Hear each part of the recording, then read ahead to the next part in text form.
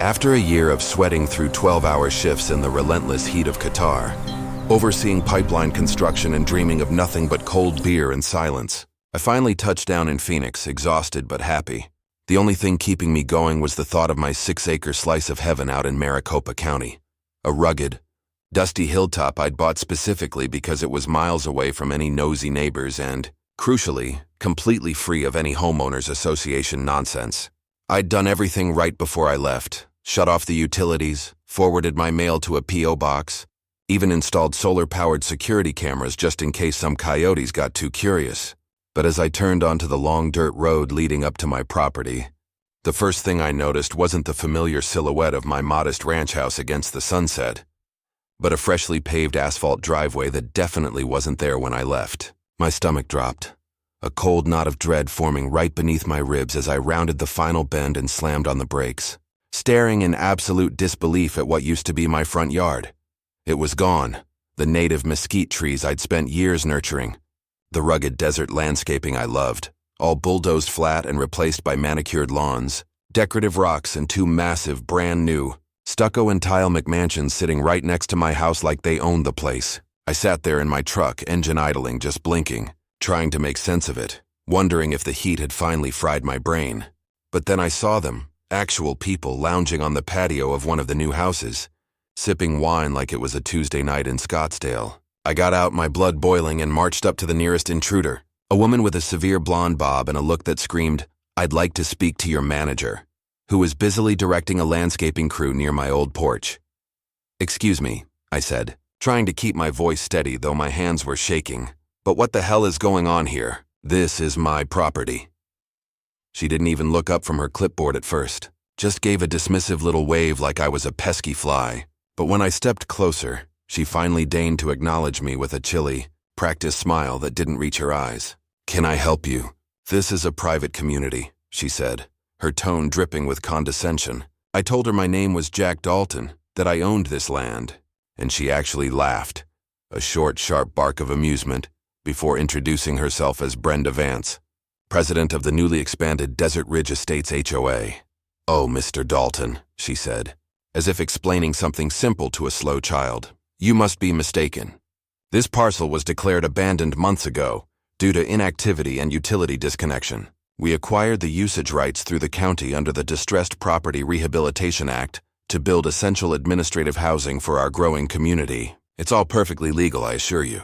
Abandoned? I'd been gone for a year, not a decade, and I had specifically set up autopay for the property taxes, so I knew she was lying through her teeth. But before I could lose my temper completely, she hit me with the real kicker. "If you'd like to access your original structure," she added sweetly, gesturing to my old house which now looked like a guest shed next to their monstrosities, "you're welcome to submit a formal application to rejoin the community. There's a retroactive assessment fee of $30,000, and you'll need to sign our updated covenants." Of course, I almost lost it right there, 30 grand to enter my own house on my own land. But something in her smug confidence told me this wasn't just a simple misunderstanding, it was a calculated takeover. I drove straight to a motel, my mind racing, and spent the next 3 days fueled by caffeine and pure rage, digging through county records online and making endless phone calls until I found a lawyer hungry enough to take on a case this messy. Her name was Sarah Jenkins, a sharp-witted firecracker who specialized in property disputes, and the moment she saw the paperwork Brenda had filed, her eyes lit up. "They didn't just bend the rules, Jack," she said, tapping a document on her desk. "They shattered them. Look at this affidavit of abandonment they submitted. It claims they tried to reach you by certified mail 3 times, but look at the address they used. It was an old address I hadn't lived at in 5 years, a deliberate dead end. But that was just the tip of the iceberg because as we dug deeper, the stench of fraud got overwhelming.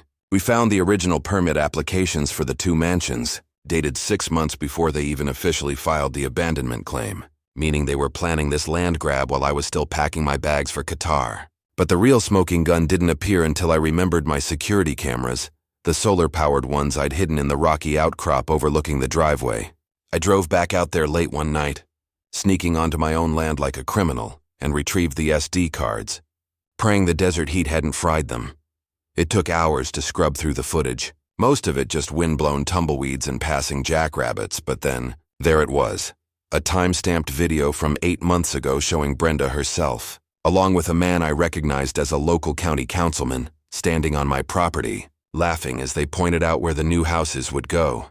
"He's never coming back from that sandbox," I heard her say clearly. The audio grainy but understandable. "And even if he does, by the time he untangles the legal mess, we'll have tenants in here and the courts will never tear them down. It's free real estate, Jerry. That video was pure gold. Proof of premeditated intent to defraud. But Sarah warned me that the local courts could be slow and heavily influenced by people like Councilman Jerry. So we needed something undeniable, something that would make a judge furious. We kept digging, and that's when we found the forgery, a consent to utility easement form allegedly signed by me 7 months ago, allowing them to tap into my well and septic system for their new builds. The signature looked decent at a glance, a shaky approximation of my own, but they'd made one fatal, arrogant mistake. They dated it on a day when my passport proved I was physically in Doha, over 8,000 miles away. Armed with this, we filed an emergency injunction. And the look on Brenda's face when she was served the papers right in the middle of her precious HOA board meeting was worth every penny of Sarah's retainer. But Brenda wasn't going down without a dirty fight. She immediately countersued, claiming I had verbally agreed to donate the land before I left, a complete fabrication, and even tried to get a restraining order against me for harassing her tenants by driving past my own property. The first hearing was a nightmare, presided over by a judge who seemed suspiciously chummy with Councilman Jerry, and he actually denied our initial motion to halt construction on a third planned house, citing community interest. I was ready to grab a bulldozer and handle things myself. But Sarah told me to be patient, that we needed to let them hang themselves. So we hired a forensic accountant to look into the HOA's finances. What he found was a classic kickback scheme. The construction company that built the 2 mansions was owned by Brenda's brother-in-law, and they had billed the HOA nearly double the market rate for the work, effectively funneling community funds straight into Brenda's family pockets, while using my land as the free construction site. We had them on fraud, forgery, embezzlement, and trespassing. But the final blow came from an unexpected source, one of the tenants renting the new mansions. A nice young couple who thought they were buying a legitimate home reached out to me after seeing news of the lawsuit on local TV. They showed me their lease agreement, which curiously listed Brenda personally as the landlord, not the HOA, meaning she wasn't just stealing my land for the community, she was using it to build her own private rental empire tax-free. We took everything, the video, the forged utility consent with the impossible date, the forensic accounting report, and the tenant's lease to the state attorney general's office, bypassing the corrupt local good old boys network entirely. The day of the final hearing, the courtroom was packed with angry HOA members who had finally realized where their exorbitant dues were actually going, and Brenda sat at the defense table, looking pale and considerably less smug than the day we first met on my ruined driveway. Sarah laid it all out, piece by piece, building a towering monument to Brenda's greed, and you could practically hear the jaws hitting the floor when she played that video clip of Brenda laughing about free real estate. The new judge, a stern woman from out of county who clearly had zero patience for small-town corruption, didn't even wait for Brenda's sputtering defense attorney to finish his closing remarks before banging her gavel with a sound like a gunshot. She not only ruled completely in my favor, voiding every single claim the HOA had to my land, but she also issued bench warrants for Brenda and her brother-in-law right there on the spot for real estate fraud and grand larceny. Seeing Brenda let out of that courtroom in handcuffs, her perfect blonde bob must and her face streaked with mascara tears, was a level of satisfaction I can't even describe. But the real question remained, what about the houses?